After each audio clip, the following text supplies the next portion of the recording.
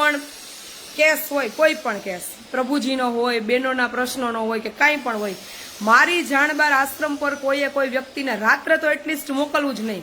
કારણ કે હું છે ને અમુક કડવા અનુભવો પછી લેડીઝોના પ્રશ્નો ઉપર બિલકુલ ભરોસો કરતી જ નથી.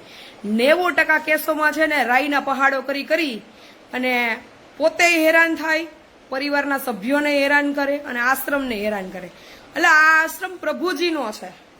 તમને ખરેખર જેન્યુઅન પ્રોબ્લેમ હોય તો લોકો સપોર્ટ કરે, પણ હોય નહીં કથાઓમાં કાંઈ, અને ખોટા મોટા રાઈના પહાડો કરી રોદણા રોય અને તમે પોલીસ સ્ટાફને હેરાન કરો, અમને હેરાન કરો, ઘરના સભ્યોને હેરાન કરો. એટલે મહેરબાની કરીને મારી જાણબાર આશ્રમ ઉપર કોઈએ ધક્કો ખાવો જ નહીં.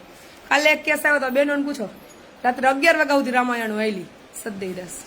પાછા આવે તો આવે, એમાંય કાંઈ વાંધો નહીં. આપણને એમ થાય લેડીઝની જાત છે, બિચારી રાત્રે હેરાન ન થાય, આપણે એને આશરો આપીએ, 1-2 દિવસ અહીંયા રહીએ, સમજાવીએ અને પછી આપણે એને એનું પારિવારિક જે ચર્ચા હોય કરીને ઘરે મોકલીએ. તો કે અમે પ્રભુજી યારે રહી ન શકીએ, અમે પ્રભુજી યારે જઈ ન શકીએ, જમી ન શકીએ.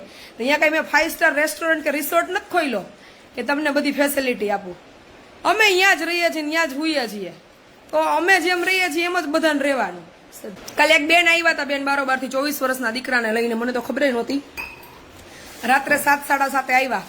આવીને પાછા થેલા બેલા બધા કમ્પ્લીટલી, નહીં લીગલ ડોક્યુમેન્ટ, નહીં પરિવારના સભ્યોનો કોઈ કોન્ટેક્ટ કરવા દેવાનો.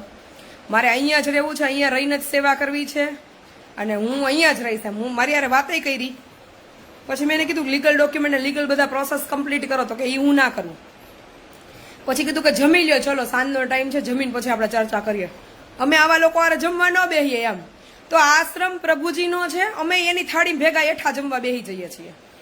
એટલે અહીંયા કઈ 5 સ્ટાર રિસોર્ટ કે રેસ્ટોરન્ટ કે હોટલ નથી ખોલી તમને બધી ફેસિલિટી મળે. તો પછી તમારે બધી ફેસિલિટી જાણી જોઈ વિચારી સમજીને પછી જ આવવું. હું તો ગુજરાતીમાં કહું છું કે અમરધામ આશ્રમ પર જેને ગૌમૂત્રમાં ધૂપની સુગંધ આવે ને એને અમરધામ આશ્રમે આવવું. બાકી આ પ્રભુજીનો આશ્રમ છે, અહીંયા બધું હશે. ઈ મોઢા ઉપર થૂકશે, તે ધૂળે ઉડાડશે, પાણાએ મારશે ને પ્રસાદીએ દેહે. આ બધુંય જેને સહન કરવાની કેપેસિટી હોય ને એ જ અમરધામ આશ્રમ ઉપર છે ને રહેવાની ઓલી કરજો. કારણ કે તમારા પારિવારિક પ્રશ્નોને લઈને તમે આવતા હોય અહીંયા અને પછી એમાંય તમારે ફેસિલિટીઓ જોતી હોય તો પછી તમે તમારી સગવડતા ગમે બહાર જ કરી લો ને કે જ્યાં તમને ફેસિલિટી મળે. આપણા આશ્રમ ઉપર છે ને આ ફેસિલિટી નથી, કારણ કે નથી સગવડતા તો નથી, કદાચ હોય તો એ આશ્રમ પ્રભુજી માટે છે, પરિવારના તમારી મેટરો સોલ્વ કરવા માટેના નથી. છતાંય આપણને એમ થાય કે દીકરીની જાત હોય, લેડીઝ હોય કે હેરાન થાય તો આપણે એને 2-4 દિવસ સાચવીએ. 2-4 દિવસ સાચવવાનો ઉદ્દેશ્ય એવો હોય કે જુઓ આ જીવન છે એ જીવન તો તમારું નથી ને, તમારું જીવન આના કરતા ક્યાંય સારું છે. તો અમુક વસ્તુમાં એડજસ્ટ કરી, કોમ્પ્રોમાઇઝ કરીને સ્વીકારતા શીખો. પણ આ તો એવું જ છે કે અમને બધી જાહો જલાલી મળવી જોઈએ. તો જાહો જલાલી અમરધામ આશ્રમ પર છે ને પ્રેમની છે, નિસ્વાર્થ સેવાની છે. ત્યાં વૈભવી જાહો જલાલી કાંઈ નથી. વૈભવી જાહો જલાલી જેને જોતું હોય એને ઠેકાણું સગવડતા કરીને ગોતી લેવાનું. અમરધામ આશ્રમ ઉપર તો છે ને ભાઈ ભૂખું ભગવાન કોઈને રહેવા નથી દેતો, પણ ક્યારેક સમય આવે તો દોડાદોડીમાં ટાઈમ જમવાનો ના રહીએ. તો એ એડજસ્ટમેન્ટ કરવાની તૈયારી સાથે આવવું. કામ અને દોડાદોડીમાં આપણે જેટલા નવડા હોય કે એના પ્રશ્નોને આપણે એટલે સપોર્ટ કરીએ કે બેન દીકરીની જાત હોય, અડધી રાત્રે આવી હોય, છોકરું ભેગું હોય તો બિચારી હેરાન ના થાય. પણ અહીંયા આવીને તો આપણો દાદો થઈ જાય, તમે આશ્રમ શેના માટે ખોલ્યો છે? અમે તમારી આશાએ આવ્યા હતા, તમારી અપેક્ષાએ આવ્યા હતા, અમને તમારી પાસે ઘણી બધી આશાઓ હતી. એટલે આશામાં તમને આશરો આપીએ, તમને પ્રેમ આપીએ, હૂફ આપીએ, ખવડાવીએ, પીવડાવીએ. આશામાં કઈ તમારા હાટું સ્પેશિયલ હું 5 સ્ટાર રિસોર્ટ ના ખોલીને તમને બધાને ફેસિલિટીઓ આપું એમ. એ ખાસ બહેનો. અને એક નવું ચેપ્ટર હમણાં નીકળ્યું છે, હાલતા ચાલતા આશ્રમે માગા લઈને આવવાના, કા દીકરીઓને માગા લઈને આવે, કા મારું માગું લઈને આવે. જરાક તો શરમ કરો. એટલે મારે જે કરવાનું હોય છે મારા સમયે મારે જે ઈચ્છા હોય છે ને હું કરી જ લઈ, હું કોઈને પૂછવા નહીં રહું. મારા પરિવારના સભ્યો છે એના માટે, જરૂર પડશે તો એની સલાહ લઈ. બાકી એ લોકોને ખબર છે કે હવે મારી એ મેચ્યોરિટી પ્રમાણે, મારા લેવલ પ્રમાણે, મારી એજ પ્રમાણે મારે ક્યારે શું કરવું શું ન કરવું. હું ક્લિયર કહું છું આજે લાઈવના માધ્યમથી કે મારી દીકરી અને પ્રભુજી માટે જે યોગ્ય લાગશે અને સમયને આધીન જે જરૂર પડશે એ બધું હું કરીશ. મારે ભગવા કપડાં જિંદગીમાં પહેરવા નથી થતા. એટલે મહેરબાની કરીને અમુક એમ કે લે સંતોના જીવનમાં તો આવું નહોતું, તમે કેમ આવું કરો? ભાઈ મારું જીવન છે. મેં એવું કીધું ક્યાંય લાઈવ કરીને કે હું સંત છું કે મારે સંત થઈ જવું છે? એટલે કર્મો હારા રાખો ને. તમારે હું કઈ એમ બિરુદ ઉપર સ્ટીકર મરાવવું જરૂરી છે? કે તમારે આ કરાય ને આ ન કરાય ને આ કપડાં પહેરાય. એવા તો કોઈ ડ્રેસિંગ સેન્સમાં અમે બહાર નથી નીકળતા કે જે કોઈ ઓકવર્ડ ડ્રેસિંગમાં આવતા હોય. એટલે મહેરબાની કરી હું દરેક લાઈવમાં કહું છું ને અત્યારે ક્લિયર કહું છું કે મારી પર્સનલ લાઈફની બાઉન્ડ્રી મેં ફિક્સ રાખી છે. એ બાઉન્ડ્રીમાં માત્ર ને માત્ર મારી મમ્મી અને મારી દીકરી બેને જ એન્ટ્રી છે. એ સિવાય બહારના કોઈ વ્યક્તિએ મારી લાઈફના નિર્ણયો કે મારી પર્સનલ લાઈફમાં મારે શું કરવું શું ન કરવું એ કઈ સલાહની જરૂર નથી. હા, મારા આદર્શો છે, અશોકભાઈ કાકડિયા છે, બીજા બધા ગ્રુપના છે જે મારી સાથે જોડાયેલા. જ્યારે જ્યારે જરૂર પડે ત્યારે કેશુ બાપા છે, હર્ષદ બાપા છે, આવા લોકોની જરૂર પડે ત્યાં હું સલાહ લઉં છું. પણ મહેરબાની કરીને તમારા ઘરના શું કરે ને ઘરવાળા શું કરે ને આવા બધાય પાછા ઈ તો પ્રશ્ન કરે જેને ઓળખતી નથી, હું જાણતી નથી, જેને પારખતી નથી. તમારે અમને કેવું જોઈએ? એલા કેમ મારા પારિવારિક કે મારા અંગત જીવનમાં કાંઈ તમને બધાને મેં સર્ટિફિકેટ કે સ્ટીકર તમારા નામના ડિક્લેર કર્યા છે કે મારે તમને બધાને કેતું ફરવાનું? મારા જીવનની જવાબદારી કે મારો અધિકાર મારી લાઈફનો મારો પોતાનો છે. મેં કોઈને એવું દસ્તાવેજ નથી કરી દીધો કે તમે લોકો જેમ કહો એમ મારે બધાને ડિક્લેરેશન આપવું. હમણાં જ આગળની કમેન્ટમાં જ એક ભાઈએ પૂછ્યું હતું કે તમે કેમ કીધું નહીં? એટલે નથી કેવું, મારી મરજીની વાત છે. એટલે મહેરબાની કરીને મારું જીવન છે ને માત્ર સેવા પૂરતું જાહેર છે. હું કઈ પબ્લિક પ્રોપર્ટી નથી કે કોઈનો પ્રાઇવેટ દસ્તાવેજ મેં મારા નામનો કરી નથી દીધો. શાંત જ છું જીતુભાઈ. પણ એવા લોકો માટે ખાસ અપીલ અને સંદેશો છે કે કોઈ વ્યક્તિ, ખાલી મારા પૂરતી વાત નથી, કોઈ પણ વ્યક્તિ હોય જાહેર જીવનમાં સેવાકીય કાર્ય કરતી હોય એનો મતલબ એવો નથી કે એનું પર્સનલ જીવન જીવવાનું ભૂલી જાય. એને કપડામાં ધ્યાન રાખવાનું, એને તૈયાર થવામાં ધ્યાન રાખવાનું, એને બોલવામાં ધ્યાન રાખવાનું, એને બહાર નીકળવામાં ધ્યાન રાખવાનું. કેમ ભાઈ? માત્ર એના જીવનના વિચારો એવા છે કે ભાઈ અમે જે પરિસ્થિતિમાંથી બહાર નીકળ્યા છીએ તો એવી પરિસ્થિતિમાંથી બહાર નીકળતા લોકોને મદદ કરીએ. એને નીકળ્યા હોય તકલીફોમાંથી એટલે એને અનુભવો હોય કે ભાઈ આવી પરિસ્થિતિમાં કોઈ હેરાન થતું હોય તો આપણે એનાથી બનતા પ્રયત્નો કરીને આપણે આપણો સારો સમય એવા લોકો માટે જીવીએ ને આપીએ. પણ એનો મતલબ તો એવો નથી કે અમે કોઈને ફોન કરીને પૂછીએ છીએ કે તમારા ઘરવાળી શું કરે, તમારો ઘરવાળો શું કરે, ક્યાં ગયા હતા, શું કામ ગયા હતા, ક્યારે આવ્યા ને કોની હારે ગયા હતા. એટલે ભાઈ સેવા કરવા બહાર નીકળ્યા છે એનો મતલબ એવો નથી કે અમારે અમારા જીવનને એવી રીતે બધાને એક એક વ્યક્તિના ફોન આવે ને કેતું ફરવાનું કે મારો ઘરવાળો ક્યાં ગયો છે ને શું કરે છે ને હું કામ દેખાતો નથી ને હું કામ આવ્યો નથી. હું તો કોઈને ફોન નથી કરતી. ઇવન કોઈ એવું વ્યક્તિ કોઈ પણ બહાર સેવા કરવા માટે નીકળ્યું હોય એના પારિવારિક જીવનને કે એના પર્સનલ જીવનને દખલ કરવાનો કોઈને રાઈટ જ નથી. પછી એ સોશિયલી હોય કે ના હોય, સેવા છે ને માત્ર જગતની કે પીડિતોની સેવા માટે અમે જાહેર જીવનમાં છીએ. અમારા પારિવારિક પ્રશ્નો કે પારિવારિક જવાબો દેવા માટે ફરજિયાત નથી બંધાયેલા કોઈને. એટલે મહેરબાની કરીને બીજા લોકોને તો કદાચ અનુકૂળતા હશે દેતા હશે દીએ. મારી પર્સનલ લાઈફમાં કોઈએ ઇન્ટરફિયર કરવું જ નહીં. હું કહું છું કે મારે ભગવાન બનવું નથી, હું ભગવાન છું નહીં. સંતોએ એના જીવન જીવા છે તો મેં તો એવું ક્યારેય કીધું નથી કે હું સંત છું કે મારે સંત બની જવું છે. હું હજી કહું છું કે મારી જિંદગી ભગવા કપડાં નથી પહેરવા. મારે જીન્સમાં ટી શર્ટમાં ને મને મારી દીકરીને જેમાં ખુશી મળતી હશે ને એ હું મારી મર્યાદામાં રહી અને હું કાર્ય કરીશ. પણ એનો મતલબ એવો નથી કે પબ્લિકમાં ગમે એ આશ્રમ પર આવી આવીને માગા નાખવા. એટલે તમારી ઘરે આ કરો ને આશ્રમ માગા નાખવાનું ઠેકાણું છે? હાલી નીકળ્યા છોથી. મહેરબાની કરીને જ્યાં જે કરવાનું અહીંયા કરાય. પછી અને જેની અડપ પછી એવું ન થાય કે લાઈવના માધ્યમથી મારે નામ સાથે ડિક્લેરેશન, કારણ કે મારો સ્વભાવ જ છે મારે જે કરવું હશે ને હું ખુલ્લે આમ કરીશ અને પબ્લિકલી ડિક્લેર કરીશ. એટલે મહેરબાની કરીને આશ્રમ ઉપર આમ જેટલા લોકો સેવાના માધ્યમથી ન આવે ને એટલા તો અહીંયા માગા લઈને આવે. બોલો. એટલે આજે છે ને મને એવું થયું કે લાઈ એક વખત જાણ કરી દઉં કે મારે કાંઈ મારા જીવનના નિર્ણયો લેવા હશે ને તો મારો પરિવાર છે. અને હવે તો હું એટલી સક્ષમ છું કે મારા પરિવારના સભ્યોએ મને છૂટ દીધી છે કે તારા જીવનમાં તારી દીકરી માટે ને તારા પ્રભુજી માટે ને આશ્રમ માટે તને જે સારું લાગે ને તું વિચારજે. છે મારે ભાઈ અશોકભાઈ કાકડિયા છે, મારો ભાઈ અનિલ છે, મમ્મી પપ્પા છે, એ બધા દેશે મને જે કંઈ પણ સમયે સમયે સલાહ દેવાની હશે એ. પણ જેને ઓળખતા નથી, પાળખતા નથી, સોશિયલ મીડિયામાં ઈ કમેન્ટોમાં ચાલુ થઈ જાય. એટલે મહેરબાની કરીને અહીંયા રહેવા દેજો. બધું જ્યાં જે કરતા હોય અહીંયા કરજો. અને એના કરતા મહત્વનું યાર ઓલી છોકરીઓ બિચારીઓ આશ્રમ ઉપર છે, રોજ ઉઠીને આ જ કરવાનું કા પછી આવે તો પ્રભુજી રે માગા નાખે. ત્યાં તો જરાક વિચાર કરો ને શરમ કરો. 50% મેન્ટલ હશે તો હાલશે. જલ્પાબેન હગાઈ કરી દો ને કાંઈક માપ રાખો. કાંઈક જ્યાં આશ્રમ ઉપર તમે જાઓ છો ત્યાં તમે શું કાર્ય થાય છે, શું ભાવથી તમે આવ્યા છો જરાક તો વિચારો. બોલો, હવે તો પ્રભુજીને બક્ષતા નથી, પ્રભુજી એ માગા નાખે. કેમ ભેગું કરવું આ? એટલે આણી કાઢવામાં રસ હોય તો પછી મને તો હાવ હું કરી નાખી સોશિયલ મીડિયામાં નામ ફોટા એ વાયરલ, અને પછી પાછા એમ કે હવે અમારા વિડીયો ડિલીટ કરો. એટલે તમે કેમ થોડું મારે નાચવાનું છે?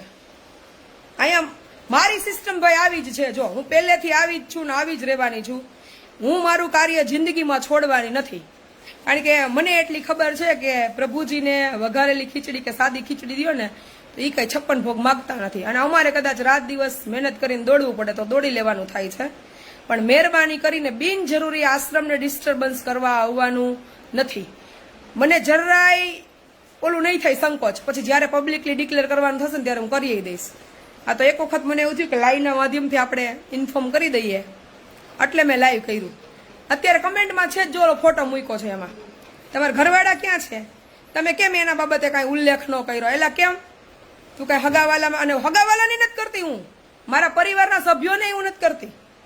બધાને મારે બધો ઉલ્લેખ કરવો જરૂરી એટલા માટે નથી કેમ કે હવે પરિસ્થિતિ, અનુભવ, સમય અને ઉંમર સાથે દરેક પડાવ ઉપર બધું શીખી લીધું છે. મારે શું કરાય, શું ન કરાય.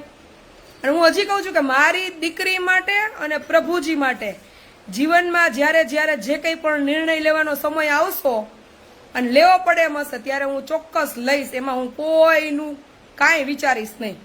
કારણ કે મારા જીવનમાં બે જ મારા માટે છે ને મહત્વનું છે. એક લાડેને સેટઅપ કરીને એનું કેરિયર બનાવવું, અને એક પ્રભુજી હું જ્યાં સુધી જીવું છું ને ત્યાં સુધી મારા આશરાની અંદર દુઃખી ના થાય, હેરાન ના થાય ને જ્યાં સુધી મારી નજર પડે ને મારો હાથ પગ પહોંચે ને ત્યાં સુધી એને લઈ આવવાના.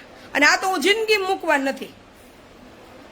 કારણ કે કદાચ અહીંયા છે ને સોના માણેક મોતીના ઢગલા કરીને વયા જાય પણ પ્રભુજી મારા જીવનમાં ન હોય તો હું ન જીવી શકું.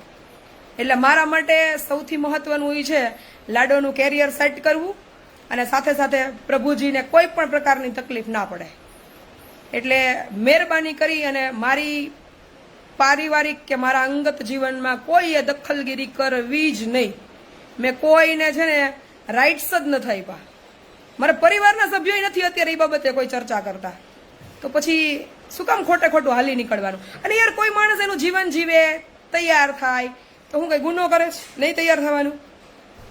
સંતોએ જીવન જીવા છે. સંતોના જીવનમાંથી સારું અત્યારે સમય પ્રમાણે જેટલું લીધા જેવું છે એટલું રોજ લેવાના પ્રયત્ન કરીએ છીએ. લીધા જેવું એટલે કે એ લોકોએ જે કાર્ય કરીને ગયો ને એ તો મારી લાયકાત કે ઓકાત જ નથી. પણ જેટલું જેટલું મને એમાંથી એમ થાય કે હું આ કરું તો એ ક્યાંક કોઈક 2-5 જીવોને કામ આવશે તો એ હું કરું છું. તો એમાં મને કઈ જગત સર્ટિફિકેટ આપશે કે નહીં આપે હું કરવાની જ છું. પણ એનો મતલબ એવો નથી કે તમે કાંઈ પર્સનલ ફોન કરો ને વોટ્સઅપ મેસેજ કરો ને કોલ કરો ને રૂબરૂમાં આવો ને વચ્ચે એવા પ્રશ્ન, બેન તમે લગ્ન કરશો કે નહીં કરો? એ હું નક્કી કરીશ મારે શું કરવું. આવા પ્રશ્ન કરવા આશ્રમ પર આવો છો? આપણે થાય તો સારું કામ કરો, થાય તો સેવા કરો.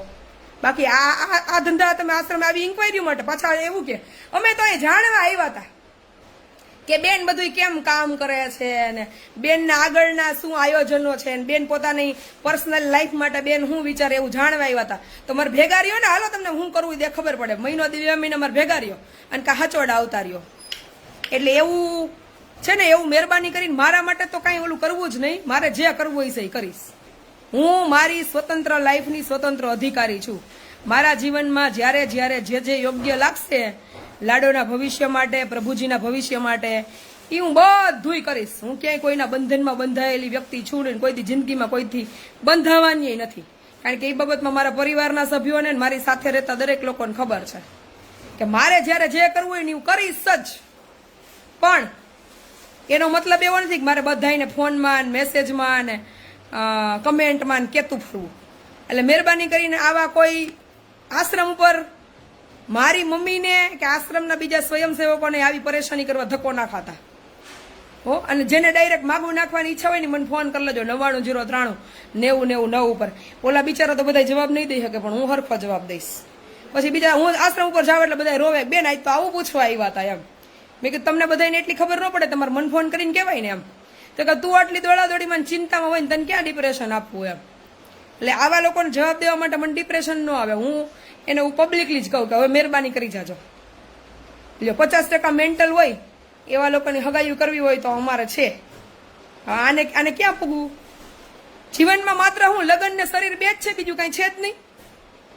કાંઈક તો શરમ કરો. ક્યાં જાઓ છો, શું કરો છો, શેના માટે તમે કઈ જગ્યા ઉપર ગયા છો. સંતોના જીવન એ સંતોના જીવન જ છે. સંતોના જીવનમાંથી જેટલી પ્રેરણા લેવાય એટલી લઈ શકીએ.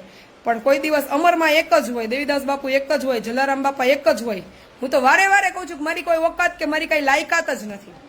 હું માત્ર ને માત્ર મારો કંઠી ધર્મ નિભાવું છું. ભૂખ્યાને ભોજન, તરસ્યાને પાણી, નિરાધારને આશરો. આનાથી વિશેષ મારી લાયકાત કે મારી ઓકાત સંતોના જીવન સાથે સરખાવાની કંઈ જ નથી. હા, તમને લોકોને ભાવ છે, પ્રેમ છે, તો તમે એ આશીર્વાદ રૂપે કે દર્શન રૂપે જોવો છો, એ તમારી મહાનતા છે. કે એના માટે હું તમારા બધાનો હૃદયથી આભાર વ્યક્ત કરું છું, કે ઉપકારી છું. કાંઈ હું બધાને કહું કે તમે જ્યારે મને, હું ના પાડું છું, મેં તે દિવસે કીધું, હું લાઈવ કરીને કહી દઈશ કે મહેરબાની કરીને મને કોઈ પગે લાગવું નહીં. મારી લાયકાત કે મારું લેવલ ઈ સ્ટેજનું નથી. પણ છતાંય મને કોઈ નમે ને તો હું સારા હૃદયના સારા ભાવથી હું અમરમાં ને એવી પ્રાર્થના કરું કે માં, આ નમન છે ને એ તમારું છે. તમારા થકી, તમારી પ્રેરણા થકી, તમારા આશીર્વાદ થકી કોઈ જીવડો શરણે આવ્યો છે ને અમરધામનો, તો માં તમે એનો ઉદ્ધાર કરજો. એમને જે કંઈ પણ તકલીફોમાં, પીડામાં છે, એને તમે એમાંથી બહાર કાઢજો. હું હજી કહું છું, અને આજે તો ક્લિયર કહું છું કે મહેરબાની કરીને જેને મારા પ્રત્યે લાગણી ને પ્રેમ હોય ને મને પગે ન લાગવું. હાથ મિલાવી અને અમરમાને પગે લાગો. હાથ મિલાવી સતદેવીદાસ કરો, અમર દેવીદાસ કરો, માને પ્રાર્થના કરો. પણ મહેરબાની કરીને મને પગે લાગવાનું બંધ કરી દો. મેં બીજનેથી ઘણા લોકોને કીધું હું એક લાઈવ કરીશ આ બાબતે, કે આશ્રમ પર ગમે ત્યારે આવે, ગમે ત્યારે મળો. મહેરબાની કરીને મારી લાયકાત, મારી ઓકાત નથી. હું અમરમાં નથી, અમરમાં કોઈ દી જિંદગીમાં થઈ શકવાની પણ નથી. એ એક જ હોય. એણે આપણને જે શરણું આપ્યું છે, એણે આપણને જે નિમિત્ત બનાવ્યા છે, એને આપણને જે પ્રેરણા કરી છે, એના થકી અમરમાના જીવનમાંથી જેટલું સારું થાય એટલું લઈ અને કરવાના પ્રયત્ન કરીએ. બાકી આપણે સંસારી વિકારી જીવડા છે ને, કોઈ દી લેવલ સુધી પહોંચી હકવા કેપેબલ જ નથી. કદાચ કોઈ એવો સમય આવે અને સદગુરુ આપણને પ્રેરણા કરે, એ અલગ સમયની વાત છે. અત્યારે મારી જવાબદારી છે પારિવારિક લાડોના જીવનની. એટલે હું કહું છું કે મારી લાયકાત કે મારી ઓકાત કે મારી તેવડ જ નથી સંન્યાસ લેવાની. હું કોઈ દી લેવાની જ નથી. હું કર્મમાં ગમે ત્યાં પહોંચી શકીશ, એ મને ખબર છે. જે મારી લાયકાત કે મારી ઓકાત ત્રેવડ છે ને, એની હું ખુલ્લેઆમ વાત કરીશ કે કર્મમાં ધ્યાન દોડવું પડશે ને જે પરિસ્થિતિમાં, એ અડધી રાત્રે શરીર સક્ષમ હોય છે ને ત્યાં સુધી હું દોડીશ. ગમે એવું અઘરામાં અઘરું હોય છે ને તો હું દોડી લઈશ. એના માટે મારી ઉપર જે થવું હશે ને, અંધાધૂંધ આંધી તોફાન, તો એ હું સ્વીકારી લઈશ. પણ સંન્યાસી જીવનની મારી કોઈ લાયકાત છે નહીં, કારણ કે તો હું સંસારમાં પડી જ ન હોત. એટલે મહેરબાની કરી અને આ બાબતે કોઈએ છે ને ચર્ચા કરવી નહીં, અને આ બાબતે આશ્રમ ઉપર ધક્કો ખાવો નહીં. અને હજી એક વિનંતી છે કે આશ્રમ પર ગમે ત્યારે આવો, તમે અમરમાને પગે લાગો, અમરમાના સાનિધ્યમાં, સતનાથ મહાદેવના સાનિધ્યમાં તમે મંદિરમાં જઈને દર્શન કરો. મને છે ને આ બધી વસ્તુનો વજન લાગે છે, મારી જવાબદારી વધતી જાય છે. કારણ કે જ્યારે તમે નમન કરો છો ને, એ વાત સારી છે. હું ભગવાનને પ્રાર્થનાય કરું એના માટે કે ભાઈ ભગવાન, મને જેવું જીવન મળ્યું, મારા જીવનમાં જે કંઈ પણ સત્કર્મ મળ્યું છે ખાસ, એમાં હું પબ્લિકલી કહી શકું કે હા, એ મારી ત્રેવડ છે, એ મારી ઓકાત છે, એ મારી લાયકાત છે, એ મને અમરમાં એ દીધેલી છે. કે કદાચ ગમે એવો અઘરામાં અઘરો કેસ હોય ને, કદાચ ગમે એવું હુગવાડું કે ગમે એવું હળી ગયેલું વ્યક્તિ હોય ને, તોય મને એમ થાય કે હું આને જલ્દી સાફ કરી આમાંથી બહાર કાઢું, એને પીડા ઓછી કરાવું, એ દુઃખમાંથી એને હું બહાર કાઢી અને એને હસતું કરવું. એને પીડા મારા પ્રેમથી, મારી સેવાથી, મારે જ્યાં જ્યાં એના માટે જે દોડવું પડે એને દોડવાથી એની પીડા ઓછી થતી હોય ને, તો એ પ્રયત્ન કરું. એ મારી લાયકાત, એ મારી ઓકાત, એ મારી ત્રેવડ છે, જે મને અમરમાં એ શક્તિ સ્વરૂપે દીધેલી છે. પણ બીજી બધી મારી લાયકાત કે ઓકાત નથી. મારે સંત બનવું નથી, સંતનું હું વિચારતી નથી. કારણ કે સંત હોય. આપણે આપણા જીવનમાં છે ને, જ્યારે જાણતા અજાણતા ન ખબર હોય ત્યારે, ખબર હોય ત્યારે, જેવી સમય, જ્યારે સમજણ આવે ત્યારે આપણે, મારી ખાલી દોડ માત્ર ને માત્ર છે ને કર્મ ઉપર જ છે. બાકી મને પદ, પ્રતિષ્ઠા, માન, સન્માન, હું કઈ ભગવાન છું ને ભગવાન બનવાના જિંદગીમાં પ્રયત્ન નથી કરવાની. એક જ માત્ર કર્મ પાછળ મારી દોડ છે. અને એ એવા કર્મ પાછળ કે જ્યાં કોક મારી સામે રડતું હોય, પીડાતું હોય, રીબાતું હોય, હેરાન થતું હોય, એને હું જલ્દી કેમ હસતું કરી દઉં. બસ આના સિવાય મારી ક્યાંય કાંઈ દોડ નથી. એટલે જીન્સ ટી શર્ટમાં મારા જે ડ્રેસ કોડ છે, સિગ્નેચર ડ્રેસ જેને હું કહું છું, એ ડ્રેસ કોડમાં જ્યારે સારા પ્રસંગો હોય અને મારી દીકરી એમ કે મમ્મી તું આમ તૈયાર થાય ને તો મને ગમે છે. એટલે લાડોને જે ગમશે ને એ જીવન હું જીવીશ. પ્રભુજી માટે જે સારું હશે ને એ જીવન હું જીવીશ. અને એમાં કોઈને મેં એક સર્કલ બનાવ્યું છે, એમાં કોઈને મેં અંદર આવવાની એન્ટ્રી આપી નથી. અને એ લોકો એવા છે ને કે જે મારી આજુબાજુ આદર્શો રહે છે, એને ખબર છે મારી બાઉન્ડ્રી કેટલી છે, મારે શું કરાય ને શું ન કરાય. એટલે આ સિવાયની બિનજરૂરી મહેરબાની કરીને આશ્રમ ઉપર માગા નાખવા તો કોઈ ધક્કો ખાવો જ નહીં હો, પ્રભુજીના કે છોકરીઓના કે મારા એકેયના. જેને ડાયરેક્ટ કાંઈ પણ હોય ને તો 99039090 ઉપર ફોન કરી લેવો. હવે આ બધું કરવાનું છે, જે કરવાનું છે એ કરો ને. કોઈની પારિવારિક આટલી દીકરીઓ આશ્રમ પર આવે છે, 300 બહેનો છે, એ સામેથી કે તો બાકી હું કોઈ દી એને પૂછું નહીં તમારા પર્સનલ જીવનમાં શું ચાલે છે. અરે બધાયનું પોતપોતાનું એક અંગત જીવન હોય, એના કઈ પ્રશ્ન હોય તો આપણને જાણ કરે. પણ એવા શું ખોચરા વેડા કરવાના, આખી ઇન્ક્વાયરીઓ બેસાડવાની. અને આશ્રમે તમે ઇન્ક્વાયરીઓ કરવા આવો છો તો પછી ઘરે રહીને કરો ને જે કરતા હોય. આશ્રમે શું ઇન્ક્વાયરીઓ કરવાની હોય? અને બહુ વધારે જાણવાની ઈચ્છા હોય 15 દી મહિનો દી રોકાઈ જવાય, એટલે ખબર પડે કે કેટલા દી ટકી શકીએ એમ. રોકાઈ એને પૂછો હો, જેવું વિચારો છો ને આ લાઈવમાં જેટલું દેખાય અને ઉત્સવોમાં જેટલું દેખાય, આ તો અમે એક એવા પ્રયત્ન કરીએ છીએ કે આ ઉત્સવ થકી જે કંઈ પણ આનંદ છે એ આનંદ એટલે કરીએ છીએ કે કેટલા લોકો છે જે આપણા લાઈવના માધ્યમથી ઘરે ડિપ્રેશનનો ભોગ બન્યા હોય, રિફ્રેશ થાય છે. ઘણા લોકો અમુક પ્રશ્નો સાથે મૂંઝાતા હોય તો એ જોઈ અને એવું વિચારે છે કે આપણને ભગવાને આના કરતાં ખૂબ સારું જીવન આપ્યું છે, તો એ એના જીવનમાં ટ્રેક બદલી નાખે છે. એટલે લાઈવ કરીએ છીએ. બાકી ખરેખર ઓફલાઈનમાં કોઈક અઠવાડિયું આશ્રમ પર રોકાવ તો ખ્યાલ આવે કે જેટલું પ્રભુજી સાથે એન્ટરટેનમેન્ટ કરી અને રિફ્રેશ કરવાના પ્રયત્ન કરે છે ને એટલું ખરેખર નથી. તમે ખાલી 2-4 કલાક એક ધારું બોલી તો શકો, બોલો તો ખરા, તમને ખ્યાલ આવે. બધું હાલતું હોય હે. આ વસ્તુ હાલે છે કે ટોયલેટ બાથરૂમ કરી કરીને દિવાલો લીપી નાખે, ગાડીઓના કાચ લીપી નાખે, મોઢા લીપી નાખે, અને તમારા મોઢા ઉપર છે ને ટોયલેટના લઈને લપેડા ઉડાડે. આ બધું ઓફલાઈનમાં જ્યારે આવો ને ત્યારે ખબર પડે. હું એટલે એ બધી વસ્તુ લાઈવના માધ્યમથી લાઈવ ન કરતી હોય, કારણ કે મને એવું થાય કે અમુક લોકોને સુગ હોય આ બધી વસ્તુ શક્ય હોય ત્યાં સુધી એનાથી આઘા રાખીએ.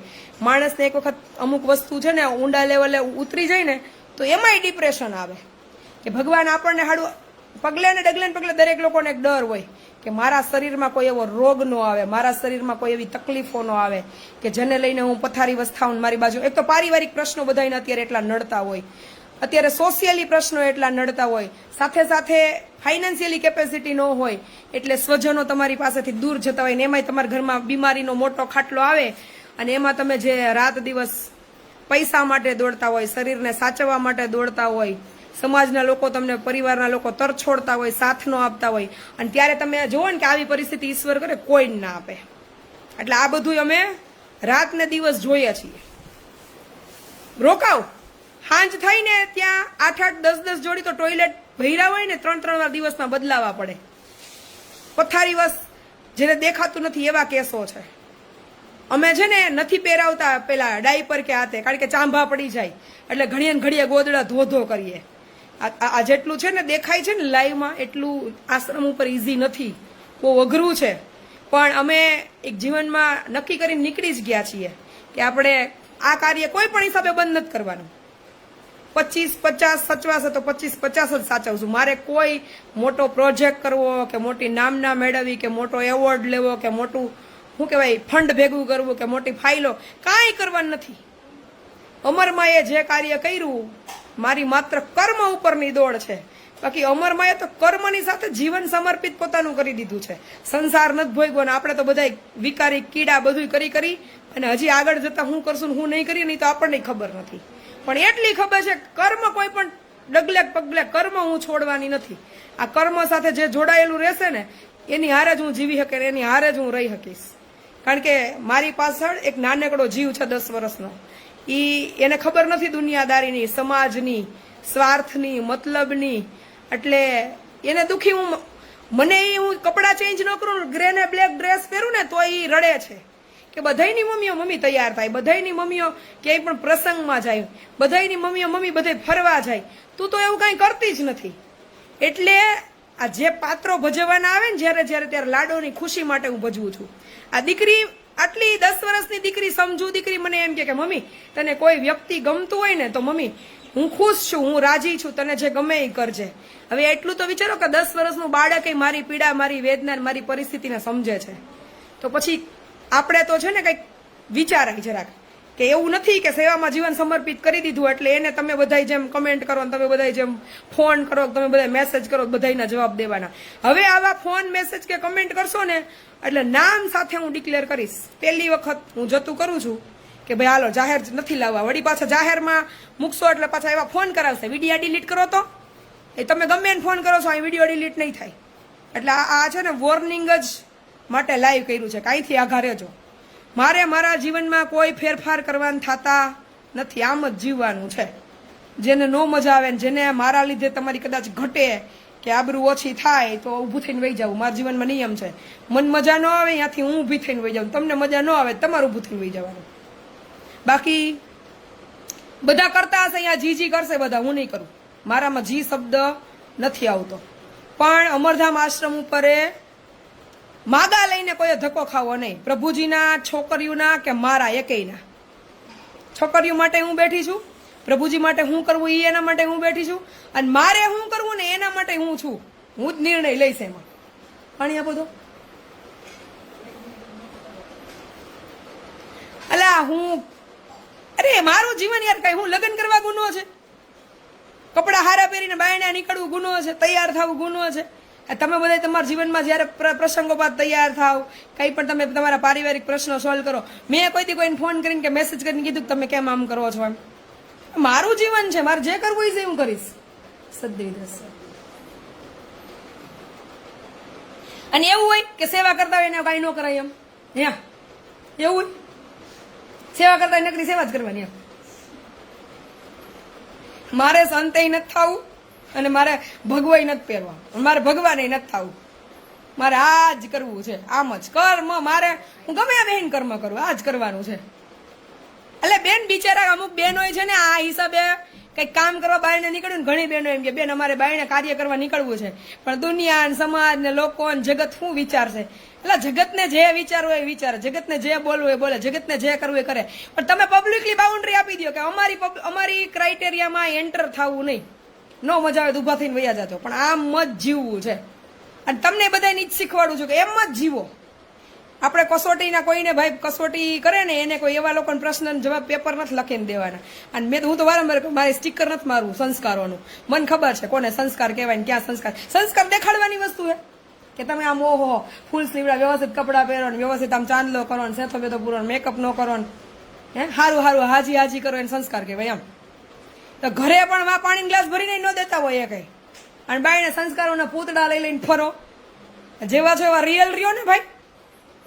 એટલે આમ જ રહેવાનું છે. ઘરનીમાં બિચારી પાણી માટે વળકા કરતી હોય પથારીએ, અને બાઈને તમે દાન કરવા જાઓ, સેવા કરવા જાઓ, સંસ્કારના પૂતળા થઈને ફરો.